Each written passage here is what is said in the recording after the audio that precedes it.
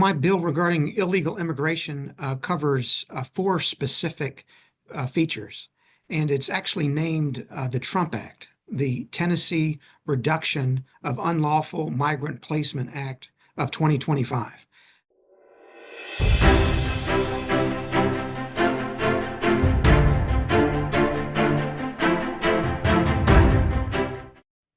Hello, everyone. I'm Brandon Lewis, founder of the Tennessee Conservative, the volunteer state's largest conservative news alternative.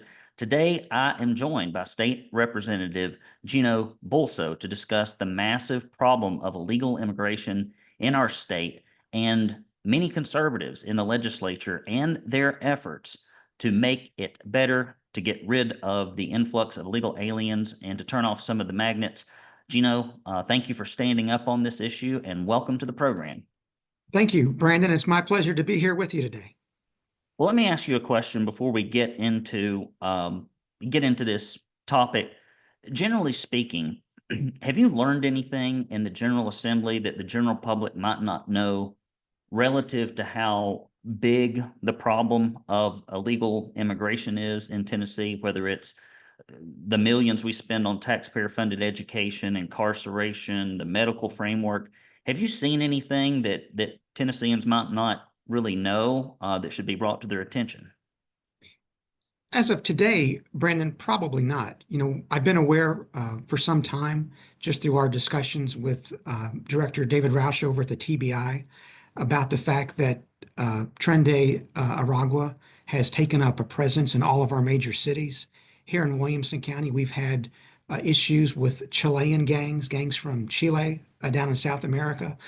No personal injury crimes at this point, just property crimes, but still something to be concerned about. But I know recently during the budget hearings, David Roush spoke publicly about the TBI's findings regarding the criminal illegal aliens that have infiltrated Tennessee from Memphis all the way to Mountain City. So I think as we're sitting here today, the public is pretty much up to speed on what challenges we're facing. Well, it amazes me. It seems like all of the information that I get about the difficulty and the challenges that illegal immigration poses in Tennessee always come from outside sources that aren't the folks that could fix it. And so it would be great. I'd love to see some folks dig in. I know that years ago, when we broke that story on the covert illegal immigration center in Chattanooga, where the kids were molested and lost, it got shut down, thank goodness. But they had issued some recommendations, and gathering data was one of them, but I'm not sure that I've ever seen that come to fruition. So talk to me specifically about your bill, what it does, and why conservatives in Tennessee should be excited about it and get behind it. Sure. Well, my bill regarding illegal immigration covers four specific features, and it's actually named the Trump Act, the Tennessee Reduction of Unlawful Migrant Placement Act of 2025. Boy, So that's an acronym you had to work on. That's good. I had to work on it a little bit, but isn't it much better to refer to it as the Trump Act versus, House Resolution 003 or House Bill 003? Absolutely. We will cover it as such when you're ready for us to release that puppy. I've seen the draft form, but not the final product. So once you get that, we'd love to put it in front of folks. And I think it's a smart move because then the folks in committee that get to vote against it will get to vote against the Trump Act. That's exactly right. It makes it a little more difficult, doesn't it? But, Yes. we've got two significant problems. One is public safety, which is the bigger concern, as we saw, with the unfortunate murder of Lake and Riley down in Athens, Georgia, by Jose Ibarro, who, from all appearances, is a member of this Venezuelan gang, Trende Aragua. So the bill addresses public safety, but it also addresses economic issues to try to demagnetize the state, as you were just talking about. And the first feature of it, Brandon, is we define the term resident, state resident, and Tennessee resident under the Act so that those terms, as used in our code, can only refer to those who are United States citizens or who are lawfully within the state of Tennessee as aliens with a green card or other appropriate government identification. Because That is huge, Gino. That is, people don't realize how big that is, because I think, if I'm not mistaken, Bill Powers in the Senate was taken to task when they killed that transportation Mhm. bill that would have fined, the corporations which had been left out in the loophole, like Greyhound, Delta, any, commercial charter bus company. And he kept saying that, well, it's just hard to define what a Tennessee resident is, or it's hard to define what an illegal alien is. And so if we can define what a Tennessee resident is, that would give us all, I guess, the ammunition we need to cut off benefits, education, et cetera, the magnets that bring them here. So hats off to you for bringing that. That's the idea. I don't think any reasonable person really believes that we should put taxpayers to the expense of supporting those who are in our country and in our state illegally. And so the first feature of the bill is to make sure that we tighten up and have clear definitions for what it means to be a resident so that we don't have statutes that are being used in a way to use taxpayer funds to provide benefits to those in the state illegally. The second feature is a little bit different, but along the same lines. The second feature deals with this concept of requiring that any financial institutions verify the lawful immigration status of any person who seeks to send or transfer funds outside of the United States electronically. Because, much of what we see is that folks who are in the country illegally often are here to work without a valid permit and to send money back to countries of origin, whether it's in Central America, South America, or elsewhere. And one way we can demagnetize the state is to require that financial institutions not be permitted to send or transfer funds electronically outside the state in the absence of a valid government-issued identification qualifying the customer as a United States citizen or someone who's a lawful alien in the state. That is smart. And the thing I worry about in my mind is I think about all these things that you're outlining, and there's two more left to go. Yeah. it- There's going to be opposition to any one of the four, but do you worry? And we're not even done yet, but do you worry as we go through this that now you got the banks going to be mad at you because they're going to lose fees because they can't transfer the money, right? It's all about the money, not about the benefit of Tennessee citizens in many cases. And then you've got the Tennessee resident definitions, which a whole lot of people may be upset with illegal aliens being cut off of education benefits. Are you afraid that the hounds will be released on this bill? I mean, it seems like you're going to get a lot of pushback from the folks that make money off of illegal aliens being in Tennessee. We expect that, Brandon, but in the final analysis, uh, I am elected to represent individuals, persons, constituents. We didn't have any corporations or special interests or businesses that cast any votes in our elections back on November the 5th. And that's true of all of my colleagues in the Republican caucus in the House of Representatives. They're looking primarily after their constituents as well. So although there will be pressure on some of the commercial interests to oppose certain features of this bill, I think in the final analysis, we will have more than sufficient support within the caucus to make sure that we look after the constituents first and do not worry so much about business or corporate interests. Wow, that's refreshing to hear. So what's the third component?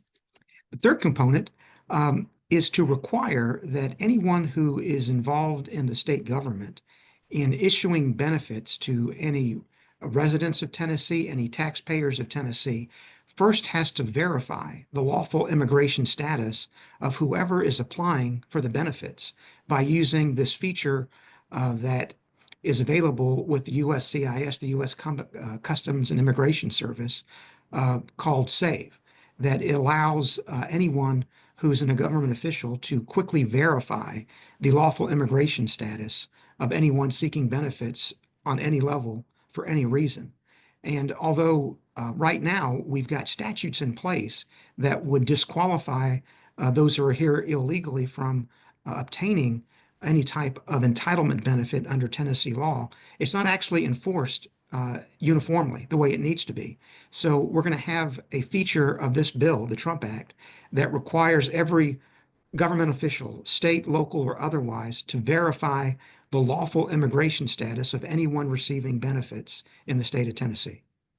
Well, that's going to be another constituency that's mad because there is an industry and there are jobs connected to doling out benefits. Now, one thing that I've heard consistently uh, from many of, I'm using this term, it's my term, not yours, rhinos in the General Assembly is, oh, these illegal aliens aren't getting benefits. We have the statutes on rent, rent, rent. But then I get messages and emails because I've got eyes and ears all over the state of, and I've gotten 3 of these, which I think is weird, police officers that work in these benefits offices, and they want to be anonymous because they don't want to lose their job. And they say that like about 9 out of 10 or 8 out of 10 of the folks that are going through these Tennessee benefit offices are illegal aliens getting benefits. And I'm like, why would these people send me messages and lie to me about this stuff? So, I mean, what kind of benefits, state level benefits, do you think illegal aliens could receive by mistake or oversight or intention? Because people say, well, that's not happening; it's all federal. But do you know of any federal programs, or what do you think's going on there? Well, I know this, that obviously we have education benefits, we have healthcare benefits, we have employment benefits, we have unemployment benefits throughout the state. And the fact that a law is passed by itself doesn't necessarily have any effect on what happens in the real world. Laws that are passed must be enforced and must be enforced rigorously. And just as an example, earlier this year, we were able to pass this bill called the Baby Olivia Act that requires this wonderful 3-minute video that shows fetal development from conception through birth to be part of any family life curriculum. And we had overwhelming support in both the House and the Senate for that bill, but some school districts may not want to comply. And so we are keeping track very closely on how that bill is being implemented by school districts across the state. So the fact that we passed it, which was a glorious thing, doesn't necessarily mean that it's going to be of any value unless school districts are actually complying with the law. The same thing is true here, Brandon, with our statutes that are very good that preclude illegal aliens from obtaining any type of entitlement benefits. It's a good law that's on the book, but what this does is it moves the enforcement directly to the person, the state official that is dispensing the benefits. We want that person to verify that whoever the recipient is of the benefits is in fact somebody who's a lawful Tennessee citizen. Well, that is awesome. I like all 3 of these, and we've got one more to go. What's the 4th one? The fourth one deals with the public safety aspect of illegal immigration. You know, we obviously hear anecdotally about the crimes that are committed, the murders that are committed by those who are in the country illegally. And, it's just tragic every time you hear one of those stories because that's another a case where some person, some family member was ripped from their family uh, for no good reason because, Harris Biden wanted to have an open border. And what we want to do with the fourth feature is to collect the data on exactly how much of a problem we have in Tennessee with criminal acts by illegal aliens. And so it requires all law enforcement agencies, local and state, to obtain the immigration status, to verify the immigration status of anyone in Tennessee who's arrested or who is incarcerated for any violent crime. And once that information is collected, that data is collected, the law enforcement agencies are required to report that data to the TBI, the Tennessee Bureau of Investigation, quarterly. And then in turn, the TBI is directed to report annually to the General Assembly on exactly what criminal acts were committed the prior year by those who are here illegally, what violent criminal acts were committed by those here illegally, so we can actually get a better handle on where the illegal alien criminal acts are coming from and, pass further laws and regulations and direct law enforcement resources to eliminate it.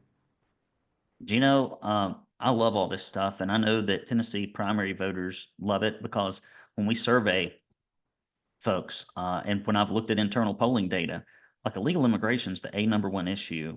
And and just to ask a very pointed question, you know, I've got 2 pages back and forth of all the preventative illegal immigration bills that have been killed by Republicans in committee over the last 4 years. We're probably the most outspoken organization in the state that has any reach on this issue, and it's been sad to watch them die. Why do you think it's going to be different this time around? Well, I think we've reached a tipping point. I think you are 100% correct. In this election just passed, I think illegal immigration was obviously one of the top two issues. I think the economy still probably was the first issue on the minds of most voters.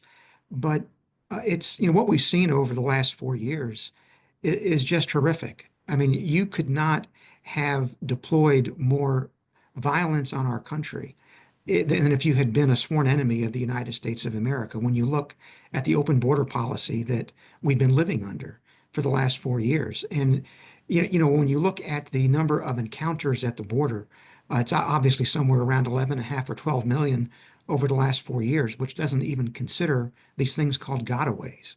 It also doesn't consider folks that the Biden administration has actually flown in from Haiti and other countries, and then given this thing called TPS, called a temporary protected status, which is something that came to light with the issues regarding Springfield, Ohio, during the presidential campaign. So I think we just reached a tipping point where folks are really fed up with the drugs coming across the border, with the violent acts of illegal aliens that have been taking place. And it's now time for everyone to join together and to protect Tennesseans as much as we possibly can, both in terms of public safety and in terms of economic benefits. Well, we've talked about illegal immigration, and I appreciate you tackling it because people don't know this that don't uh, work on the inside like I do. It is damn difficult to be a conservative who simply channels what their constituents want up in Nashville.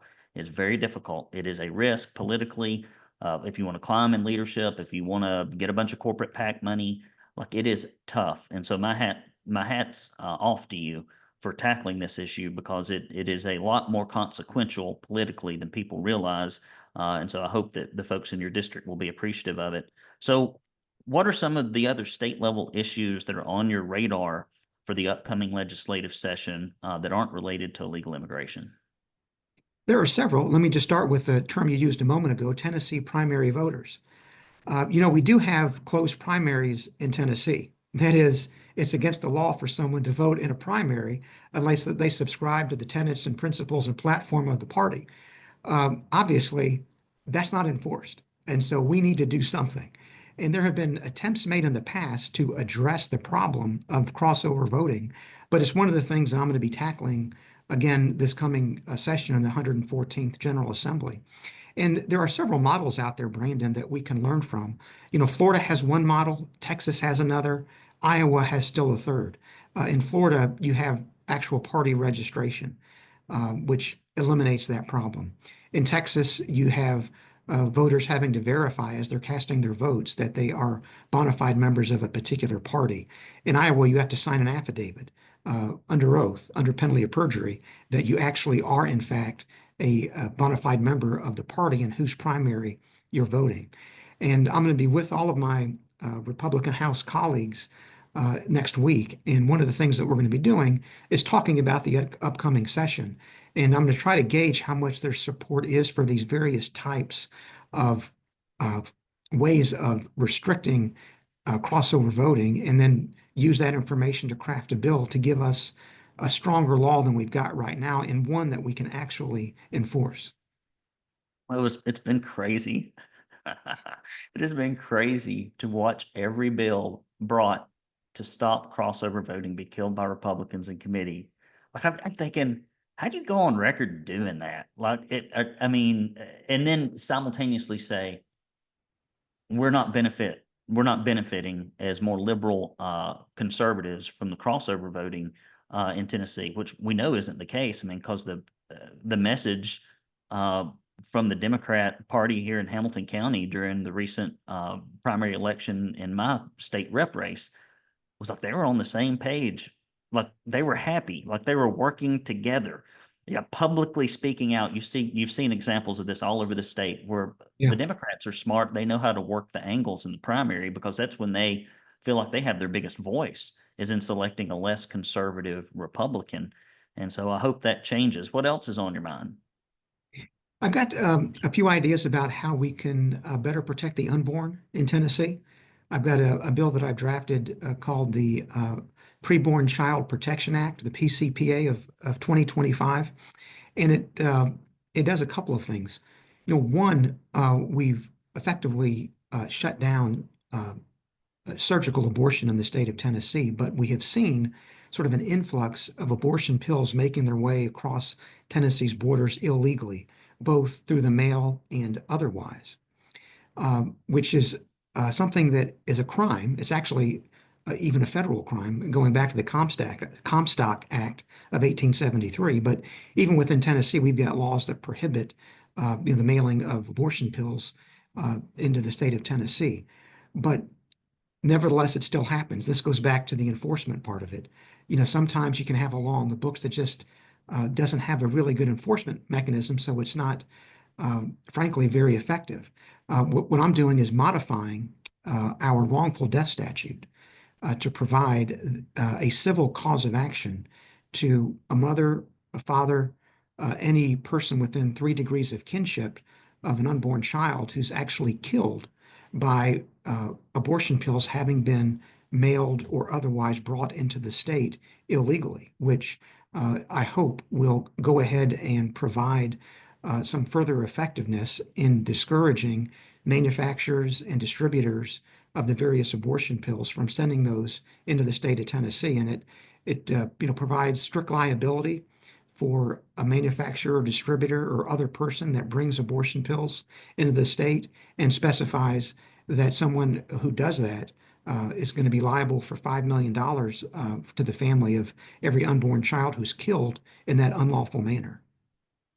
I bet that will dissuade people from shipping things into Tennessee. So that's good. What else is on the menu? Well, I'm working also on a redraft of our firearms code because obviously one thing that we want to make sure of is that our firearms code, which is in Title 39 of the Tennessee Code, actually complies with the Second Amendment as interpreted by our U.S. Supreme Court most recently in the Bruin decision in June of 2022. And right now, it actually our firearms code does not comply with the Second Amendment in many important respects. And so I'm going to be drafting a comprehensive bill that redrafts the firearms code so that it complies perfectly with the confines of the Second Amendment as interpreted by the Supreme Court. And I'm hopeful that we'll have broad support across the House Republican caucus for that, because we are all sworn to uphold the Constitution, both of the federal government and the state government. And the Second Amendment, obviously, is a vital part of that. Guys, it's our annual drive. The last 2 or 3 months have been tough for the Tennessee conservative because the federal races put a huge strain on grassroots donors because folks were supporting Trump, and as well they should. I did it myself. But if you scrape together some pennies, we need to rebuild the bank balance here at the Tennessee Conservative. I don't take any money out of this publication. I'm still about $173,000 in the hole. I do this for free. And so if I can come in here and do this as a volunteer, please help me fund the reporters that we do pay, and it ain't as much as it should be to do what we need to do. We have big aspirations this year, but without big giving, it's not going to happen. We'd like to send a reporter to Nashville. We're getting to where we can almost do that. We're still probably about, I don't know, $14,000 shy.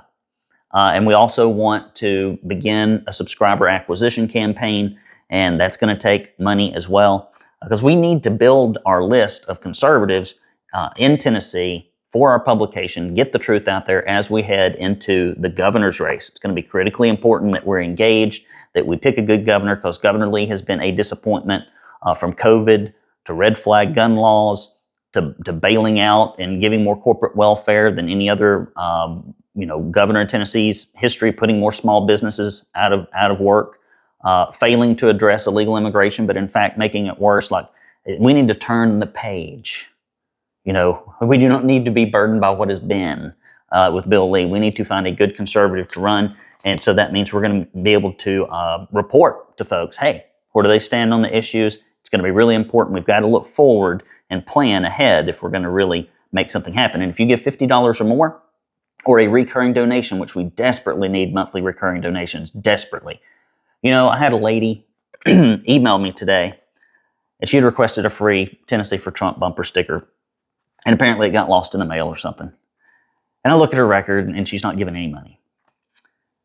And I'm not saying you have to give, but I'm telling you, if conservatives don't quit being so cheap with their political contributions to organizations and candidates, we ain't going to be able to turn this thing around. You cannot fail to put any money or time into this state and local stuff and then hope that Tennessee can move in a conservative direction. It is a fantasy that leads to a bad place. So guys, please do go to TennesseeConservative.com. And if you give over 50, if you become a $10 or more recurring donor, we will send you a Proud Tennessee Conservative tumbler, a koozie, and a couple of bumper stickers and a directory of your recently elected officials. Here, here. May I ask you, and if you want to say no, I haven't read it yet, or you don't want to talk about it, I'm perfectly fine with that. But have you read the school voucher bill, House bill and Senate bill 1 to see what all is inside it? And do you have any thoughts on it? I've read it, and I always look at everything like a Yeah. business coach, and I start crunching numbers, and I look at this thing, and I'm like, don't see this doing anything significant. Uh, what are your thoughts on it, just generally speaking? Well, I have read it. And I think the best thing to say about it, Brandon, is that it would be a start. I mean, I very much like the idea of putting parents in complete control of their children's education, especially when you consider some of the challenges that parents have now with the woke influences in education, not just at the higher education level, but in K through 12 as well. And actually, I had a bill earlier this year that got all the way through the House, but didn't quite pass the Senate, trying to take some of the wokeness out of our K through 12 schools with regard to symbols and flags and limiting that to the US flag and the Tennessee flag. So I'm all in favor of giving parents more control over their children's education. When you look at HB1, SB1, it is limited to 20,000 scholarships across the entire state. And we've got, about a million school children across the state. And then once those 20,000 scholarships are completely subscribed, then there's an increase of 5,000 per year. So I like the idea of having school choice, having parental choice, giving parents other options, because we do already have that to a certain extent. I mean, if you're a parent, you can enroll a child in your local public school. You can enroll a child in another school in your same district. You can enroll your child in a charter school. You can obviously homeschool a child. But what this would do would give parents another option about, using the tax dollars that are assigned to their own child and using those tax dollars to put the child in a private, parochial, or other type of school that matches their values. So I'm a big supporter of parental choice. HB1, SB1 is a start, but I'd like to take it farther if I can. Now, I look at the math on that thing, and I'm like, okay, if we divide a million thereabouts by 5,000, it's going to take 197 years for all Tennessee Mhm. kids to have school choice if there's no population increase. I think, what is it, about 168 million plus 140 million in raises. You add all that up, you divide it over the 20,000. Like, that's a very expensive program to get 20,000 kids. And I know the $2,000 teacher raise is probably used to tamp down resistance to it, which is Yeah. politically very smart. But I run an academy for a living. Like, I'm like the only professional educator probably that makes their living doing this. And I look at the public schools, Gino, and I think, if at my school I never had to listen to the clients, I got the same revenue whether they were enrolled or not, uh, and I could never fire any of my coaches. And if my clients weren't successful, I could be open. That would be an unreformable institution. And so I worry as we try to. I believe there's really only one of two things. I think we've got to either seriously reform education, and it would be a hell of a political fight, maybe the biggest political fight in Tennessee history, to actually reform it to where it could be fixed, or we just need to give every parent an option to find their kid another educational outlet. But we shouldn't continue to pay the public schools the same amount of money if that kid leaves the schools, because that doesn't make any sense. But we shall see how this thing plays out. Any other issues on your mind before we head out? I think we probably covered enough, Brandon. There are other issues and other bills I'll be filing, but we can maybe chat about those the next time that we're together because I would love to. I've got a bill called the Valor Act that seeks to reward veterans who have been permanently and totally disabled from their service in the armed forces to have exemptions from property taxes and a certain exemption from sales tax, both because they deserve it. And actually, I would like to have Tennessee be a magnet to attracting our veterans, especially those who have given so much that they've been determined by the VA to be permanently and totally disabled. Those are the folks that really contribute enormously to our culture, to the youth that we have. If we can attract more and more veterans to Tennessee, then we're going to be a better state because of it. And we can talk about that perhaps in more detail next time we're together. Well, you'll get a full-throated endorsement, and I'll try to send as much grassroots support as I can toward the Trump Act, because those are four critically important things. And again, thank you so much for stepping Sure. up to the plate on this issue. I'll give you the last word. The last word, Brandon, is that I think the people of Tennessee really stepped up on November 5th and delivered a significant victory for conservative values. And it's up to the General Assembly now to enact laws that reflect those conservative values.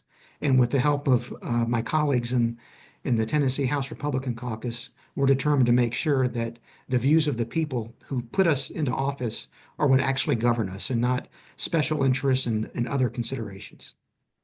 Thank you so much for being here. That's a wrap. I'm Brandon Lewis with the Tennessee Conservative News. If you enjoy this show, please share it with other like-minded conservatives and follow us wherever you get your social media, your podcast. Sign up for the newsletter. Until next time, it's BL signing off.